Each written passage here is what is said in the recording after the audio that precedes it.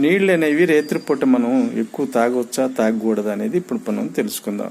నీళ్ళు అనేవి రాత్రిపూట తక్కువ తాగితే మంచిది. ఎందుకంటే రాత్రిపూట నీళ్ళు ఎక్కువ తాగినట్లయితే మనం మూత్ర విసర్జనకు లేవాల్సిన పరిస్థితి వస్తుంది, అంటే పాసుకు లేవాల్సిన పరిస్థితి వస్తుంది.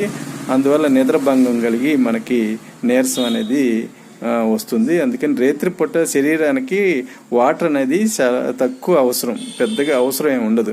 అందుకని రాత్రిపూట వాటర్ అనేది తక్కువ తీసుకున్నట్లయితే మనకి నిద్రభంగం కలగకుండా, నీరసం అనేది లేకుండా మనకి ఉపయోగపడుతుంది.